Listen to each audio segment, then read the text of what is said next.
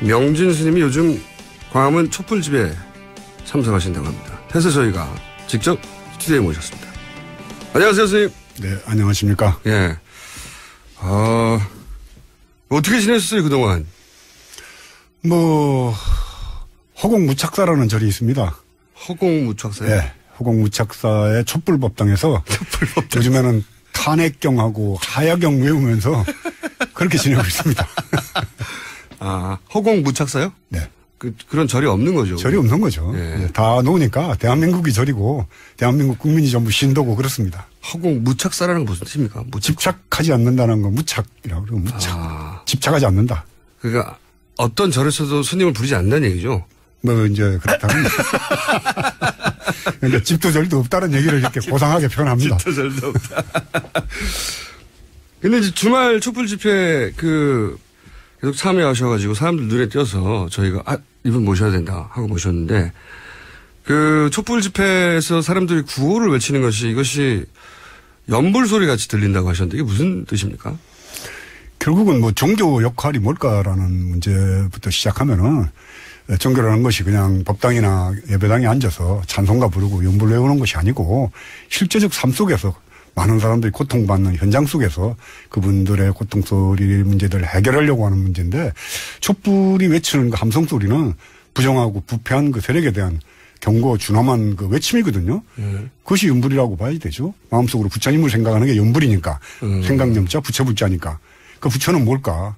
정의로움이고 올바름이고 또 세상의 고통에 대한 연민이기 때문에 세월호에 대한 연민 같은 것을 해결하고자 나온 그 시민들이 부처님이고 시민들이 내는 그 함성이 연불소리다 이렇게.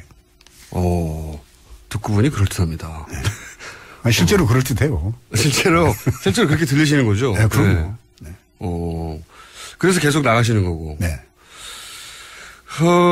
그런데 이제 저희가 이제 그 기사를 찾아보면 최순실 게이트 터지고 나서 대통령이 두 번째 담화를 한 직후에 종교계 인사들을 청와대에 모십니다. 그런데 거기에 이제 조계종의 총무원장님이신 자승 스님도 같이 독대를 했다. 이렇게 보도가 됐어요.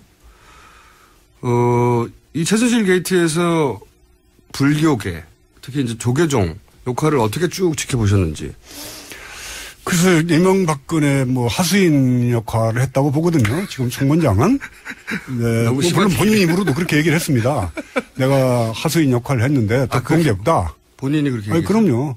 문화관광부 차관이었던 박성주라고 이 방송인 MBC에 계셨던 분이 네. 차관 인사 왔을 때 네. 내가 이명박 하수인 소리를 듣는데 내가 별로 독본 게 없으니까 꼭 전해달라. 이렇게 아주 신신당부랍니다. 네, 그런 사람들이 지금 와서 박근혜한테 물러나라라든가 이런 얘기하는 것 자체가 이제 밀림 속에 아주 표독한 암사자 한 마리가 촛불에 끄실려가지고 비틀거리면서 쓰러지니까 다 저기 물어 뜯고 대들고 그러니까 하이에나, 늑대, 여우, 들깨떼들이 사실은 그 촛불에 끄실린 암사자한테 대드는 형국이 돼버린 거죠. 아유, 참, 무서운 얘기를 막 하시니까. 내가 한 얘기가 아니니까요. 아니, 근데 자성 스님은 두 번째, 담화할 때는 그때는 하야 얘기를 하지 않았다고 전해졌는데. 그때 했던 얘기가 나무는 꽃을 버려야지 열매를 얻고, 강물은 강을 버려야지 바다에 이르른다 했는데 아주 멋진 얘기긴 한데. 무슨 뜻이죠, 그게? 듣는 박근혜 대통령도 그게 무슨 소리인지를 못 알아들었을 거고. 책을 안 읽었으니까 인문학적 소양이 부족하니까 아니 대전은요 이런 외마디 소리밖에 못하고 문장 연결력이 없거든요. 그런데다가 내가 알기로는 자승 원장도 그 말이 무슨 말인지 알고 했을까 싶어요. 그 누가 적어줬을 텐데 그럼 자승 원장의 최순실은 누군가가 궁금합니다. 이거 참 이렇게 강한 이야기를 팍팍 해버리시니까. 그게 무슨 뜻인지 저도 모르겠는데 스님은 아십니까? 결국은 애벌레가 네. 꼬치를 버려야지 나방이 된다, 나비가 된다 네. 이런 얘기 같은 거죠. 갖고 있는 모든 집착, 또 내가 누리고 있는 걸 버려서 새로운 세계로 그러니까 그 켈만에스의 데미안에 보면은 네. 새는 알을 깨치고 아래서 나오려고 한다. 하나 세계 둘러쓰고 있는 자기 세계를 부셔야지만이 새로운 세계를 향해서 간다는 아주 철학적인 그런 그 고준한 뜻이 담긴 건데 그 말뜻 박근혜 대통령이 알아들었을까요? 자성원장 같이 정당 권력에 탐취하고 세력 모아가지고 저렇게 원장 저렇게 재임하고 불교 신자들한테 거짓말하는 사람이 본인이 버려야지 되죠. 본인이 버리려면은 본인은 안 버리면서 어떻게 대통령만 버리라고 얘기를 하는지 이해가 안 가는 거지. 스님이 이렇게 말씀하시니까 절에서 부를 수가 없잖아요. 방송마다 제가 나가는 데마다 징계를 많이 먹었습니다. 제가 한 얘기 아니니까 다 스님이 하신 얘기고, 그냥 이런 또 내용이 있습니다. 그 조계종의 종종, 제일 높으신 분이죠. 진재 스님이 이제 LCT 기공식에 참여했던 사진이 언론을 통해 공개되면서 불교계에서는 논란이 있었던 걸로 저는 알아요. 근데 이 장면, LCT가 이제 요즘 크게 문제가 되니까 이 장면을 어떻게 받아들여야 하나 이런 생각을 하지 않을 수가 없거든요. 가장 큰 스님이 거기 계시니까. 우선 이 장면을 어떻게 해석해야 됩니까? 이제 조계종의 종종이면은 정신적인 지주가 되죠. 네. 그럼 스승이죠, 이제. 네.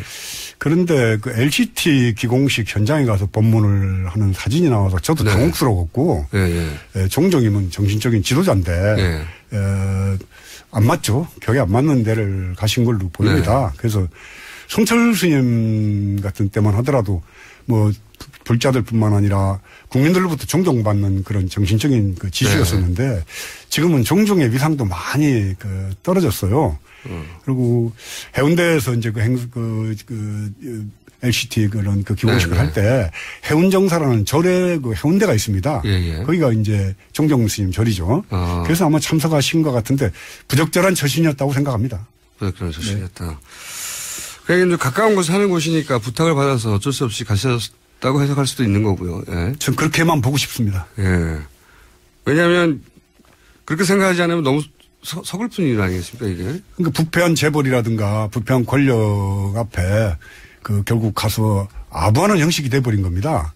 뭐 종종 스님에 대해서 함부로 얘기하는 건 어렵지만은 박근혜 대통령 지난번 선거 때도 적극적으로 나서가지고 박근혜 선거 운동을 독려했던 걸로 알고 있습니다. 근데 이제 성철 스님 때만 하더라도 이게 국민들한테 정신적인 어떤 리더 역할. 그렇죠. 그리고 이제 종교계하고 멀리 정치계하고 멀리 떨어져 있고, 그 다음에 뭐, 속세 사례사육하고 멀리 떨어져 있는 그런 분들은 존경받았었는데, 이제 최근에 보면은 종교계가 부단 불교계뿐만 아니라 이 정치권, 국민들이 아니라 정치권하고 너무 같이 보조를 맞추는 거 아니냐 이런 얘기 오랫동안 있어 왔지 않습니까? 그게 언제부터 어떻게 하다 이렇게 된 겁니까?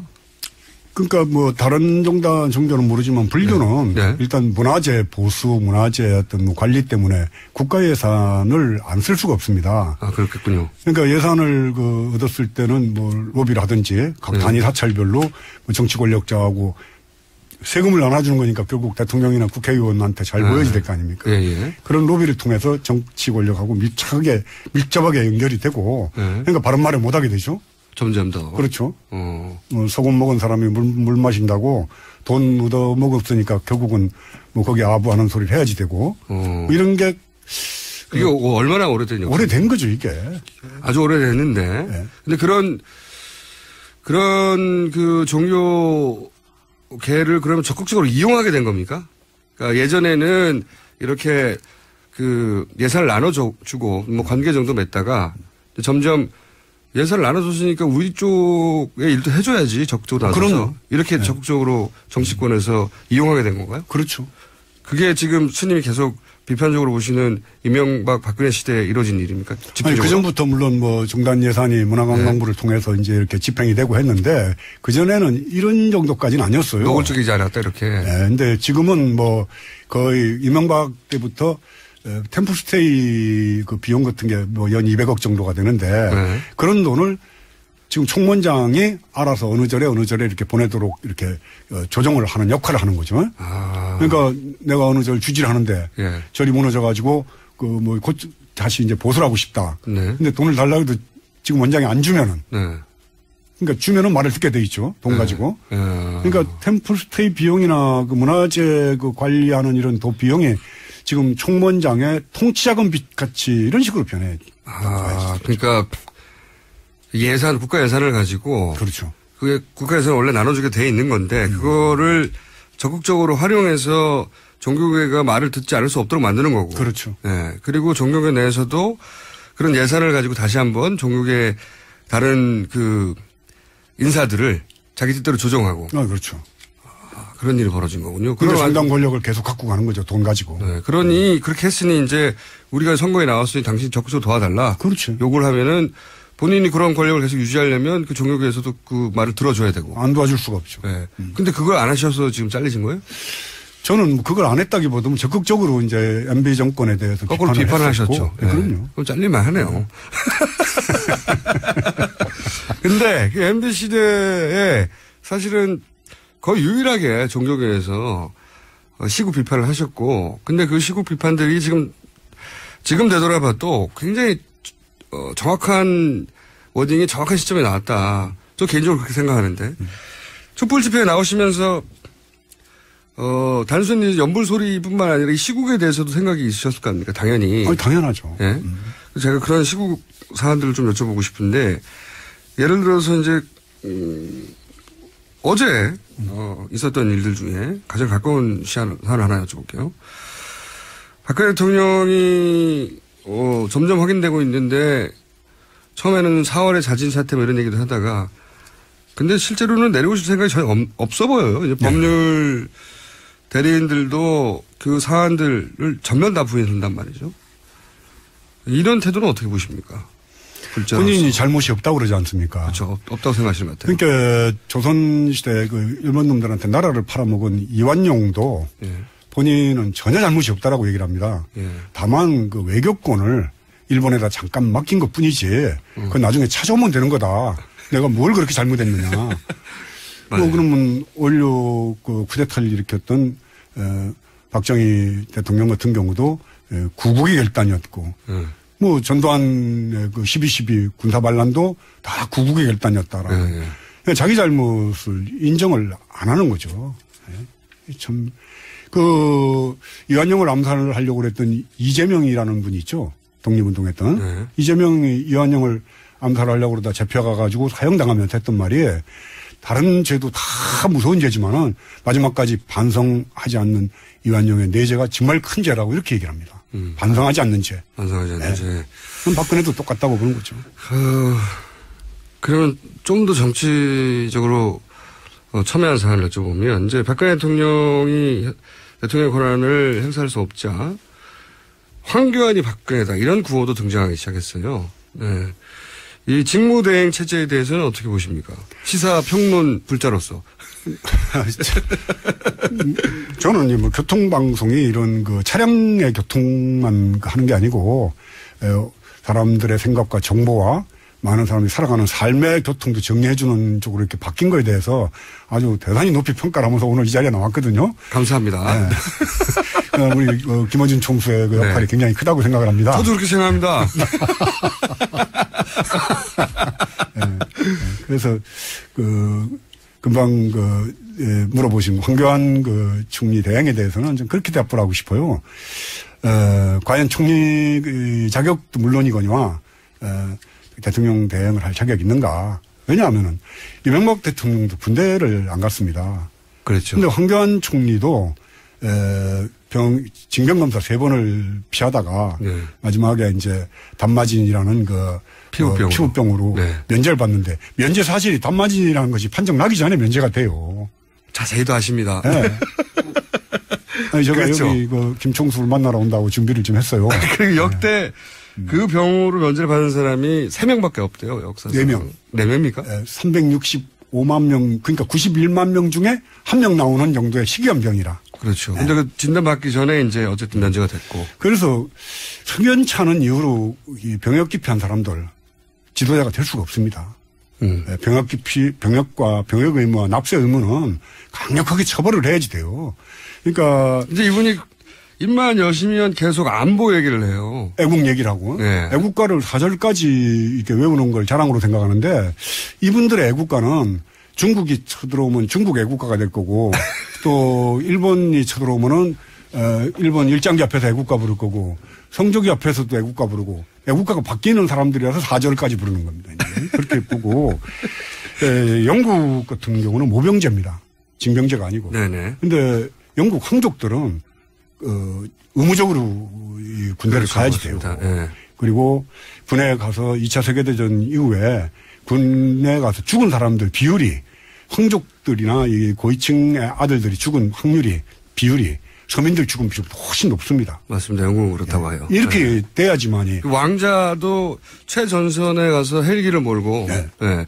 진짜 죽을 수도 있는 거죠. 그렇죠. 실제. 네. 왜냐하면 후방이 아니라 최전선에 달려가니까.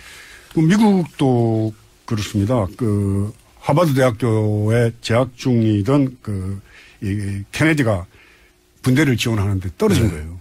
그러니까 아버지한테 편지 써가지고 로비를 해가지고 군에다 로비하고 정치권에다 로비를 해가지고 군대를 갑니다. 네. 그러니까 부상을 입어가지고 평생 이 후유증으로다가 진통제를 먹어야지 될 정도로. 그리고 이제 일화를 보면 실제 교전 중에 실종되죠. 네. 실종돼서 정확한 일자는 기억이 안 나는데 꽤 오랫동안 실종되다가 간신히 살아나고 네. 그런 일화도 있습니다. 정말로 소위 리더들이 국난에 처했을 때 맨 앞장서서 싸우죠.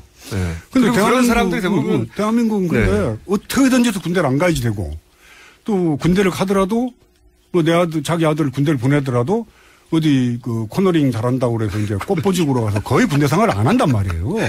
그럼 황교안 아들뿐만 아니라 원세훈 아들도 원세훈도 군대를 안 갔지만 원세훈 아들도 군대를 가가지고 거기서 모든 자격증을 다 따고 이런 식으로 군대 생활을 한단 말이에요. 그러니까 신문 기사를 너무 자세히 보시는 거 아니에요? 네? 절에 아까 뭐라고 그러죠? 무착사요? 허공무착사. 네, 혹은 묵착사에 계시다 보니까 시간이 많아가지고 네. 신문 기사를 다 읽으시는 것 같아요. 신문기사, 이제 이 정도는 알아야지 그래도 사람들 앞에서 얘기도 하고 같은 고통이니까. 군대 가는 게 얼마나 싫어요. 저도 갔다 오긴 했지만은 누가 나 좋아서 군대 가는 사람 어디 있습니까? 나라를 지키겠다는 그런 염원을 갖고 가는 게 아니라 징병돼서 가거든요. 네. 근데 그걸 돈 있고 빽 있다고 해서 군대 안 가면서 권리는 주장을 하면서 의무와 책임을 안 하면서 또 지도자는 되고 대통령도 되고 장관도 되고 국회의원도 이런 세상 좀 바꿔야죠 이번에. 네? 알겠습니다. 저희 아침에 브리핑 하시면 잘하실 것 같은데. 이런 건 어떠세요? 굉장히 현안을 밝으시니까 현안을 직접적으로 제가 여쭤볼게요. 예를 들어서 최근에 이제 새누리당의 신임 원내대표 이제 친박 비박이 정면 순으로 했는데 결국은 이제 친박계인 정호택 의원이 원내대표에 당선됐습니다. 이런 사안도 보시면서 하고 논평하실 거리가 있을 것 같아요, 제가. 논평할 가치는 별로 없고 이게 친박이니 비박이 하는 것 자체가 네. 한 사람을 놓고 친하냐 아니면은 거리가 있느냐 이런 거잖아요. 이념이나 사상이나 노선의 문제가 아니고 네. 박근혜 같은 경우 친하냐 안 친하냐. 네, 그렇게 나눈 거죠. 이런 천박스러운 친박이 어디 있어요. 이건 친박도 아니고 아주 천박한 거지. 그렇잖아요. 정치적 이념과 네. 국가 경영에 대한 어떤 노선을 가지고 어떤 입장들이 바뀌어야지 되는데 누구하고 친하냐 안 친하냐. 맞습니다. 네? 밀박이냐 낀박이냐 친박이냐 이러는데 이거야말로 아주 천박한 인간들로 논평 가치가 없어요. 비박계는 그러면요? 네? 그런 구분에 의한 비박계도 마찬가지다? 비박계도 친박이 안 껴주니까 비박이 된 거 아닌가요? 잘 모르겠습니다만. 아하. 아니, 제가 보통 방송에서 제일 심하게 얘기하는 게 저거든요. 근데 저보다 훨씬 심하게 얘기하시는 분이 나와가지고. 오늘 굉장히 정제해가지고 얘기하는 건데. 그래요? 욕에서 입에서 욕이 막 나가요, 저는. 그러시면은 욕을 하시면 저희 그러니까 제가 법구경보다는 역구경을 더 잘한다고 그러거든요. 아니, 이런 말씀은 사실 이명박 정부 시절에 워낙 주지 이스님으로서 대놓고 하셔가지고 결국은 한나라당의 원내대표가 직접 좌파! 하고 꺼져 해서 잘리신 거죠. 그렇게 봐야죠. 네. 손님 보고 좌파라고 하는 건 제가 또 처음 들어봤는데.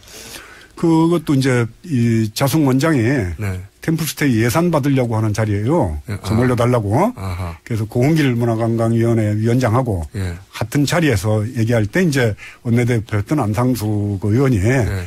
강남 봉원사에 좌파 지지를 내쫓아라. 내쫓아라. 예산 주면서 그러니까. 예산 주면서. 그러니까 결국은 이제 지경을 만들고 저를 이제 봉원사에서 떠나도록 하는 그 역할을 자성이가 총대를 맨 거죠, 이제.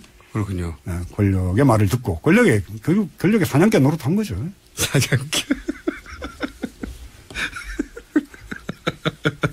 아니 이제 종교계의 아주 지주다급이라 스님이 그렇게 표현 안 하시면 누구도 그렇게 표현할 수가 없는데 사냥개라고 또. 아니 권력이 시키는 대로 했지 않습니까?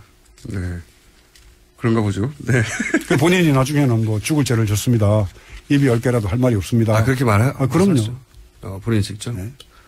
그렇지만 이제 최근에는 어쨌든 퇴진하라고 네. 12월 차도배가 6일인가 말씀하셨던데. 이제 박근혜 호라는 배가 이제 파손이 돼서 이제 깔아앉으니까 여기서 뛰어내리는 거죠, 이제. 탈출하는 거죠. 그럼요. 네. 너무 늦었다. 네. 진작에 그런 말 했었어야 된다. 진작에 그런 말 할 용기도 없고 그렇게 못 합니다. 뭐 이 사람의, 배상이라는 사람의 신조가, 대들다가 맞아 죽은 놈은 많아도 아부하다가 맞아 죽은 사람은 한 사람도 없다라는 게 아마 자기 신념일 거예요.